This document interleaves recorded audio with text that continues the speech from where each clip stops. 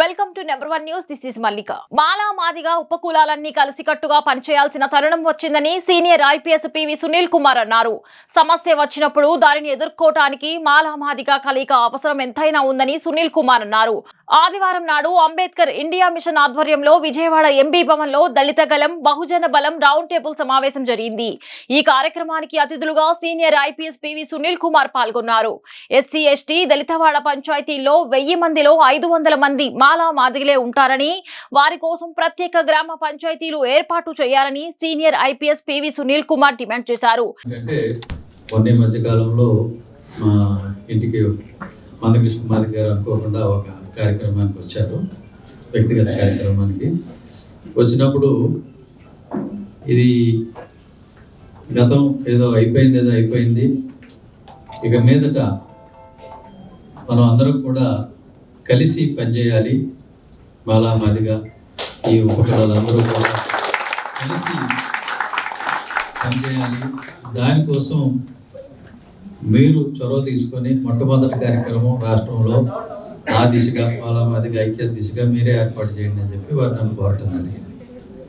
దాని మీద మేము ఆ రోజే అనుకునే డేటు ఈరోజు ఒక రౌండ్ టేబుల్ కాన్ఫరెన్స్ చిన్నగా పెడదాము, అంటే కమ్యూనిటీ ఎల్డర్స్ తోటి, ముఖ్యమైన నాయకులతోటి. మేము అనుకున్నది అయితే ఒక 10 మందితో మొదలు పెడదాం కార్యక్రమం అని చెప్పి అనుకున్నాం. కానీ అది 10 మంది కాస్త ఇంతమంది అయింది. సో ఇదేంటంటే ఈ రోజున ఈ కార్యక్రమంలో మనం మాలా మాదిగ ఇద్దరు కూడా కలవాలి అని అందరూ అంటున్నారు. కలవాలి అంటే, కలవటం అంటే దానికి అర్థం ఏంటని నేను అడిగాను. కలవటం అంటే ఏంటి దానికి అర్థం? ఇప్పుడు ఇలాగ అందరం కలిసి ఒక చోట టీ తాగుతాం, అది కూడా కలవటమేగా. అందరం భోజనం చేస్తాం, అది కలవటమే. అందరం సినిమా చూసినా కలవటమే, పక్కనే కూర్చొని. కానీ 2 జాతులు కలవటం అని అంటే ఇట్లా వ్యక్తులు కలిసి టీ తాగటమో ఒక చోట కూర్చోవటమో అది కాదు. 2 జాతులు కలవాల్సింది దేని మీద, ఏ ప్రాతిపదిక మీద అంటే, మనం టీ తాగామనుకోండి, దానికి ప్రాతిపదిక ఏంటి? టీ తాగటమే. ఏదైనా సమస్య వచ్చినప్పుడు ఎక్కడో ఒక అట్రాసిటీ జరుగుతుంది, ఆ అట్రాసిటీ జరిగినప్పుడు దాన్ని ఎదుర్కోవడానికి మాలా మాదిగ సోదరులు ఇద్దరూ కలిసి ఎదుర్కోవటం అనేది ఇది ఒక కలయిక. ఇది నెక్స్ట్ లెవెల్. ఇది గత 30 సంవత్సరాల క్రితం ఉండేది. మాదిగలకి కష్టం వస్తే మాలకు కష్టం వస్తే మాదిగలు అందరూ కూడా వెళ్ళటం, ఆ సమస్య మీద పోరాటం అనేది చుండూరులో కానీ కారంచేడులో కానీ 2 చోట్ల కూడా జరిగింది. అదే 2 చోట్ల కూడా ఉమ్మడిగా కారంచేడులో ముఖ్యంగా మాదిగ సోదరుల మీద దాడి జరిగింది. అప్పుడు మాలలు కూడా కలిసి ఉద్యమించారు. అక్కడ మాలా మాదిగ అనేది లేదు. అప్పుడు తర్వాత చుండూరులో మాలల మీద దాడి జరిగినప్పుడు కూడా మాదిగ సోదరులు కలిసి వచ్చారు. సో ఇది 2వ లెవెల్. టీ తాగడం కన్నా బెటర్ లెవెల్. సమస్య వచ్చినప్పుడు అందరం కలవటం, దాని మీద పోరాటం అనేది ఇది 2వ స్థాయి. కాకపోతే ఇవి మన మీద ఎవడ అట్రాసిటీ చేస్తాడా, ఆ రోజు కలుద్దాం అని కూర్చోవడం మంచిది కాదు. సరే, ఈ అట్రాసిటీ అయిపోయింది, మళ్ళీ నెక్స్ట్ ఎవడన్నా వచ్చి తంతాడేమో, ఆ తన్నప్పుడు మళ్ళీ కలుద్దాం, అన్నాక ఎవడ పొరపాటు చేసుకుందాం, అదే కదా దీని అర్థం. అది కాదు.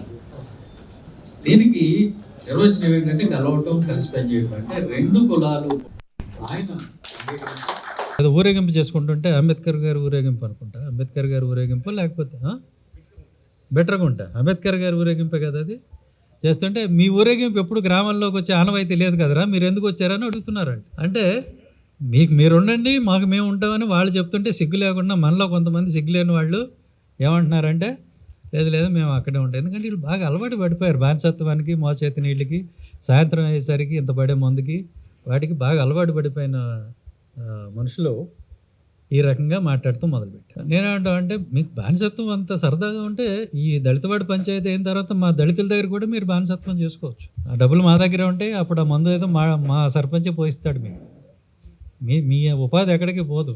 దానికోసం మీరు జాతి వ్యతిరేకమైన మాటలు మాట్లాడాల్సిన అవసరం లేదని వాళ్ళందరికీ కూడా నేను చెప్తా ఉన్నా. ఈ సందర్భంగా ఇంకోటి చెప్పాల్సిన విషయం ఏంటి అని అంటే, సోషల్ మీడియాని మనం వాడుకోవటం మనకు తెలియటంలా 2 కులాలకి, మాలా మాదిగ సోదరులందరికీ కూడా మీరు చూసి వదిలేస్తారు. ఫేస్బుక్లో కానీ ఇన్స్టాగ్రామ్లో కానీ పోస్ట్ చూసి వదిలేస్తారు. అట్లా దయచేసి చేయొద్దు. మీరు చూసిన తర్వాత అది మనకు అనుకూలంగా ఉంటే లైక్ కొట్టండి, మనకు అనుకూలంగా లేకపోతే కింద కామెంట్ కొట్టండి. ఈ కార్యక్రమంలో బీసీకే రాష్ట్ర అధ్యక్షుడు విద్యాసాగర్ తదితరులు పాల్గొన్నారు. ఇక్కడ మనం ఒక చారిత్రక సందర్భంలో కలుసుకున్నాం. ఏదైనా ఐక్యత అనేది చాలామంది అది ఒక సుదూరపు కలలాగా భావిస్తూ ఉంటారు. మాలలు ఏమనుకుంటారంటే మాదిగలు మనతో కలిసి రారు కదా అనుకుంటారు, మాదిగలు ఏమనుకుంటారంటే మాలలు మనతో కలిసి రారు కదా అనుకుంటారు. వీళ్ళిద్దరు ఏమనుకుంటారంటే మనం కలిసినా కానీ బీసీలు మనతో కలవరు కదా అనుకుంటారు. ఈ అనేవాడితో కలవమని ఎవరు చెప్పలా, ఇది ఎవరి కాళ్ళు చేసుకునే ఒక వ్యాఖ్యానం. ఇది కలవటం అంటే ఏంటి అని అంటే అది దానికి ఒక ప్రాతిపదిక, దానికి ఒక ఎజెండా ఉంటేనే ఎవరైనా కలుస్తారు. భార్యాభర్తలు ఎందుకు కలిసి ఉంటారు అని అంటే మొట్టమొదటి వాళ్ళ వయసు కారణం అయి ఉండొచ్చు, తర్వాత అన్ని సంవత్సరాలు ఎందుకు కలిసి ఉంటారంటే వాళ్ళ పిల్లల భవిష్యత్తు అయి ఉండొచ్చు, ఆ తర్వాత కూడా ఎందుకు కలిసి ఉంటారంటే వృద్ధాప్యంలో ఒకరికొకరు తోడుగా అయ్యి ఉండదు, ఏదో ఒకటి ముందు ఉంటుంది. అదే ఐక్యతకి ప్రాతిపదికగా ఉంటుంది. అది మాలమాదిగలకి ఉమ్మడిగా పని ఇచ్చిన వాళ్ళు లేరు. మాలమాదిగలకి బీసీలకి కలిపి అణగారిన కులాలకి ఉమ్మడిగా ఒక పని కల్పించిన వాళ్ళు లేరు. మొట్టమొదటిగా బుద్ధుడు బ్రాహ్మణుల మీద తిరుగుబాటు చేసిన తర్వాత, బ్రాహ్మణిజం మళ్ళీ తిరిగి బృహద్రథుడి మీద విజయం సాధించిన తర్వాత మహాత్మా పూలే వచ్చే వరకు ఈ కాన్సెప్ట్ని కదిలించిన వాళ్ళే లేరు. మహాత్మా పూలే వచ్చి ఏం చెప్పాడంటే అగ్రకులాలకి మీరు మా తరపున మాట్లాడొద్దు, మా వేదికల మీద మీరు ఉండొద్దు, మా సమస్య మీద మేము మాట్లాడతాం, మీరు మాట్లాడకూడదు. ఇదే పూలేయిజం అంటే, మీరు మాట్లాడొద్దు. భగవంతుడు ఉన్నాడు, ఆయన బిడ్డలమైన మనం ఉన్నాం, మధ్యలో బ్రోకర్ ఎందుకని బ్రాహ్మణులు తీసేసాడు ఆయన. ఇదే పూలేయిజం. ఆ పూలే ఫోటో బీసీ ఇళ్లలోనే తగలట్లేదే, మనం ఏం చేయాలి? 1848లో మొట్టమొదట అంటరాని వాళ్ళకి పాఠశాల పెట్టింది పూలే. 1848లో మొట్టమొదటిసారిగా అంటరాని వాళ్ళకి పాఠశాల పెట్టాడు ఆయన. అంటరానితనం నిర్మూలనకి మొట్టమొదటి అడుగు వీళ్ళు చదువుకోవాలని అనుకున్నాడు.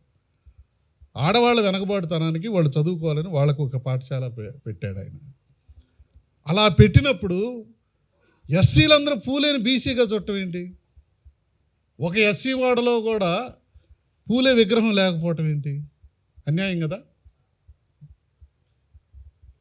బాబాసాహెబ్ అంబేద్కర్ ఆయన న్యాయశాఖ మంత్రిగా రాజీనామా చేసేటప్పుడు ఆయన రాజ్యాంగం రూపకల్పనలోనే ఎస్సీ కమిషను ఏర్పాటు చేసేటప్పుడు, దాన్ని ఎస్టాబ్లిష్ చేసేటప్పుడు అన్ని పవర్స్ దానికి ఇచ్చాడు.